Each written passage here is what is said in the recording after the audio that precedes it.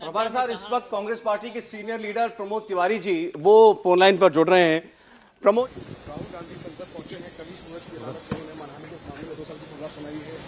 उनके सदस्यता को लेकर के राहुल जी जेपी नड्डा कह रहे हैं कि आपने ओबीसी समाज का अपमान किया है। Rahul ji, any comment sir?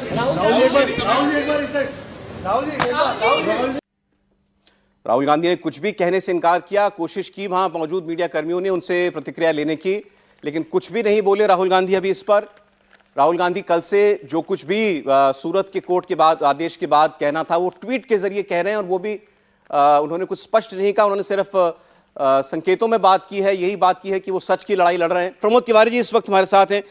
Pramod ji, अब ये जो कानून के जानकार हैं वो ये कह रहे हैं कि ये एक औपचारिकता थी, क्योंकि कानून बड़ा स्पष्ट है। लिली थॉमस जजमेंट जो बताती है कि अगर कोर्ट का आदेश आ जाता है और किसी को कन्विक्ट कर दिया जाए, किसी जनप्रतिनिधि को 2 साल या उससे अधिक की सजा हो जाती है, उसी क्षण से उसकी सदस्यता निरस्त होती है। केवल नोटिफिकेशन एक औपचारिकता है जो कि आज पूरी हुई है। आप कैसे देखते हैं इसे?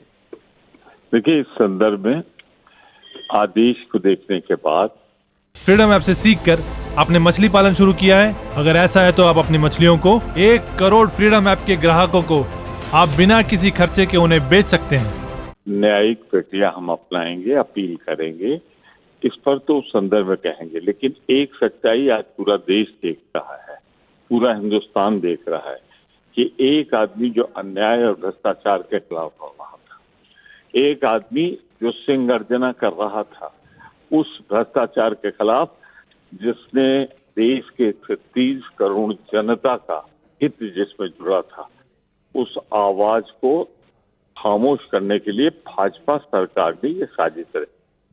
मैं फिर कह दूं, बहुत साफ शब्दों में कह दूं कि किया किस दिन है? जिस दिन भगत सिंह, राजदेव, सुखदेव, राजदेव 3 शहीदों की शहादत दिवस पर। मैं कहना चाहता हूं, ये देश महान है, महान परंपराओं का देश है।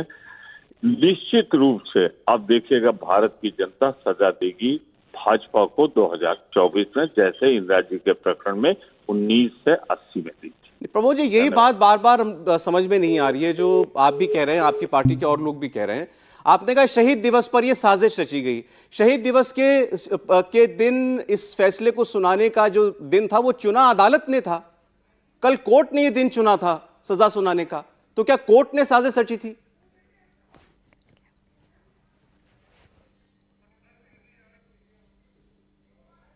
प्रमोद जी, फोन डिस्कनेक्ट हो गया है। आप देखिए, प्रमोद जी जो बात कह रहे थे कि ये भाजपा की साजिश है। अब किसी एजेंसी द्वारा कोई रेड की जाती है, किसी एजेंसी द्वारा कोई केस में किसी का नाम लिया जाता है, वहां किसी सरकार के ऊपर दोषारोपण, वो फिर भी समझ में आ सकता है। लेकिन कोर्ट ने तिथि निर्धारित करके फैसला सुनाया, वो शहीद दिवस था, उस दिन क्यों सुनाया, इस पर सरकार को कहना कि यह साजिशन किया गया, ये बातें थोड़ी जो है अटपटी लगती हैं कि आप सीधे कोर्ट के ऊपर उंगली उठा रहे हैं। देवेंद्र पराशर हमारे पॉलिटिकल एडिटर जुड़े हुए हैं इस वक्त हमारे साथ। देवेंद्र, कांग्रेस पार्टी के जो रिएक्शंस आ रहे हैं वो जाहिर है वो यही बार सब लोग यही बात कह रहे हैं कि ये एक सरकार जो है द्वेषपूर्ण रवैया अपना करके ये काम कर रही है। पार्लियामेंट में पहले बोलने नहीं दिया जा रहा था, पार्लियामेंट के बाहर ही रखने के लिए ये साजिश रची गई है राहुल गांधी को। लेकिन कहीं ना कहीं ये बात वो भूल जा रहे हैं या बताना नहीं चाह रहे हैं कि ये सब कुछ कोर्ट के आदेश के द्वारा हुआ।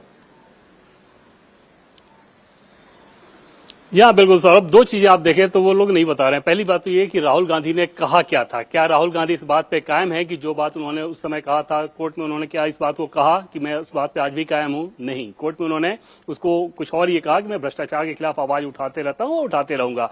निश्चित तौर पर यह मामला भ्रष्टाचार के खिलाफ आवाज उठाने का नहीं, बल्कि एक कम्युनिटी विशेष की भावनाओं को टारगेट करने का था। क्योंकि उन्होंने ये बात कही थी, उसके बाद कोर्ट में मामला गया, तो सीधे सीधे राहुल गांधी के पास सबसे आसान और बेहतर विकल्प ये था कि वहां पे कोर्ट पे जाके वो अगर वो ये कहे होते कि उनकी भावनाओं से अगर ठेस पहुंची है तो वो खेद प्रकट करते हैं, माफी मांगते हैं, और उनका आशय ये नहीं था। ऐसी स्थिति में डिफेमेशन के ऐसे मामलों में बहुत आसानी से वहां पे पॉलिटिशियन बचते हैं। और आपने देखा होगा कि अरविंद केजरीवाल के केसेस में ऐसा कई बार हुआ और कई दूसरे नेताओं के केसेस में ऐसा हुआ, खुद राहुल गांधी के मामले में एक बार ऐसा हो चुका है। तो ऐसे में इस केस को लेकर राहुल गांधी ने इतनी रिजिडिटी क्यों दिखाई?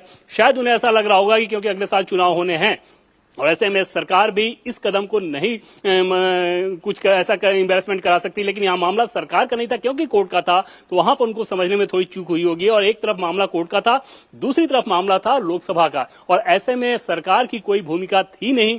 निश्चित तौर पर गुजरात में जिसने शिकायत की थी वो बीजेपी के नेता हैं पूर्णेश मोदी, लेकिन मसला सिर्फ इस बात से हल्का नहीं हो जाता है कि किसी बीजेपी नेता ने, जो कि उसी कम्युनिटी से आते हैं, उसने शिकायत की है। कोर्ट इस बात को नहीं देखता, कोर्ट सिर्फ इस बात को देखता है कि क्या आपने जो बोला वो क्रिमिनल डिफेमेशन का केस बनता है कि नहीं, उससे भावनाएं आहत हुई है कि नहीं। और जब कोर्ट में भी आप अपनी बात पर कायम रहे एक तरह से और उस पर माफी नहीं मांगी, तो जाहिर तौर पे कोर्ट से सजा मिलनी लगभग तय मानी जा रही थी। एक दूसरा मामला ऑलरेडी पटना में उनके खिलाफ चल रहा है इसी बात को लेकर, जो कि सुशील मोदी ने वहां पे केस किया था। तो कुल मिलाकर कांग्रेस, एक सेकंड आपको रोक रहा हूं देवेंद्र, इस वक्त कांग्रेस पार्टी के लीडर केसी वेणुगोपाल कुछ कह रहे हैं, मैं लौटता हूं आपके पास।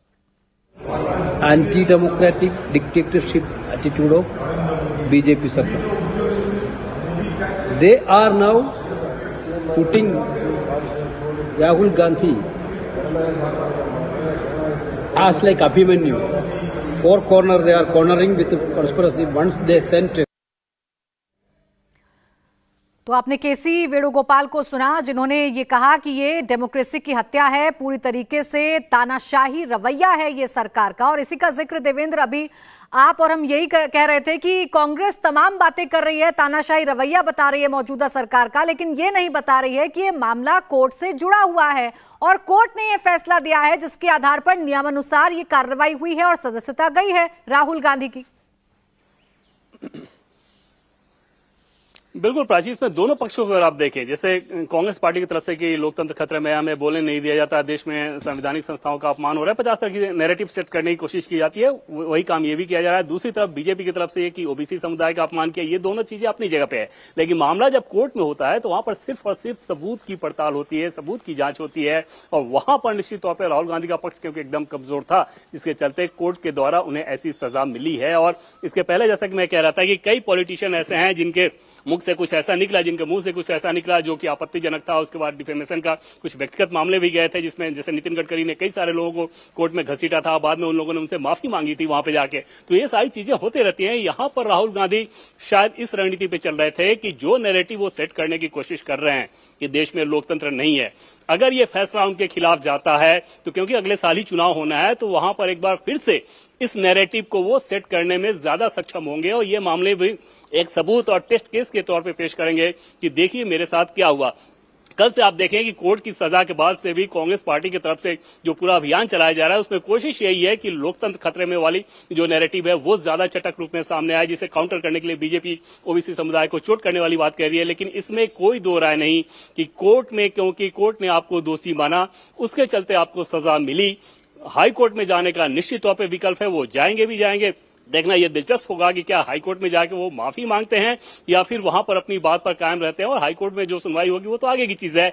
फिलहाल क्योंकि लोअर कोर्ट का फैसला हो चुका था और पीपल रिप्रेजेंटेशन एक्ट के तहत सीधे सीधे उसमें सदस्यता खत्म होती है। 2013 में जो लिली थॉमस बनाम केरला सरकार का जो केस था, उसके बाद सुप्रीम कोर्ट ने 8-4 को जो जिसमें ये कहा गया था कि 3 महीने की अपील हो सकती है, 3 महीने का विंडो मिलना चाहिए, उसे खारिज कर दिया था। ऐसे में राहुल गांधी को सजा मिलने के साथ ही उनकी संसद सदस्यता खत्म हो चुकी थी। सिर्फ लोकसभा के अध्यक्ष के द्वारा उसे अपनी कार्यवाही में शामिल करना था और एक नोटिफिकेशन जारी किया जाना था, जो कि कोर्ट का आदेश मिलने के बाद लोकसभा अध्यक्ष ने उस काम को कर दिया। जी, एक बार जरा दर्शकों को राहुल गांधी का वो स्टेटमेंट सुनना चाहिए, वो बयान सुनना चाहिए, जिसकी वजह से उन्हें सूरत की अदालत ने ये 2 साल की सजा सुनाई है।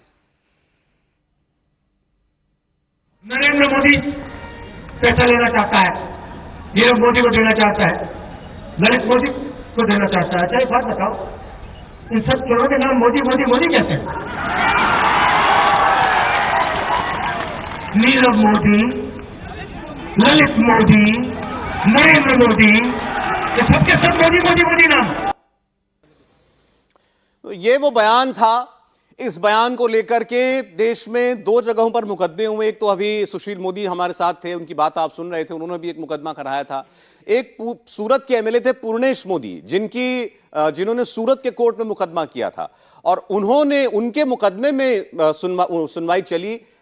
जिसमें सजा हुई राहुल गांधी को और फिर अंततोगत्वा उनकी ये सजा पार्टी काटी गई। 60-70 साल देश में सत्ता में रही है, तो राहुल गांधी जी को इसकी जानकारी होनी चाहिए कि अपने देश के बाहर जाने के बाद अपने देश के खिलाफ बात करना ठीक नहीं है। देश में डेमोक्रेसी है। आप लोग जानते हैं कि अटल बिहारी वाजपेयी की सरकार एक वोट से हारी थी और अपने देश में 1 मैन 1 वोट 1 वैल्यू इसी तरह का संविधान में प्रावधान है। तो मतलब अपने देश की लोकशाही इतनी मजबूत है। फ्रीडम ऐप से सीखकर आपने मछली पालन शुरू किया है? अगर ऐसा है तो आप अपनी मछलियों को 1 करोड़ फ्रीडम ऐप के ग्राहकों को आप बिना किसी खर्चे के उन्हें बेच सकते हैं कि अपने देश में लोकतंत्र नहीं है। इसी तरह की बयानबाजी लंदन में जाकर करना ये बहुत बड़ा सीरियस बात थी। इसलिए हम लोगों ने मतलब बीजेपी और एनडीए ने लगातार 8-10 दिन हमने हंगामा किया और राहुल गांधी ने माफी मांगनी चाहिए, लेकिन राहुल गांधी टच से मस नहीं हुए। राहुल गांधी अगर माफी मांगते थे तो शायद उनको डिस्क्वालीफाई करने का ये वक्त नहीं आता था। लेकिन डिस्क्वालिफिकेशन जो है ये चेयर को अधिकार है, स्पीकर को अधिकार है। अपने सभागृह का कोई एक मेंबर ऑफ पार्लियामेंट जो है वो प्रदेश में जाकर देश के खिलाफ बात करे। यहाँ लोकतंत्र नहीं है। यहाँ बाबा साहब अम्बेडकर जी ने दिया हुआ जो संविधान है, संविधान से देश चलता है। तो जो डिस्क्वालिफिकेशन का जो निर्णय माननीय स्पीकर जी ने लिया है, जो हमारे ओम बिरला जी ने लिया है, ये निर्णय सही है और उनको राहुल गांधी को सजा मिलना बहुत बड़ा जरूरी था। ये सजा जो है उनको उस कोर्ट के फैसले के बाद मिली। इंडिया टीवी हर वक्त हर जगह डाउनलोड करने के लिए सर्च करें India TV news Google play store या ऐप स्टोर पर।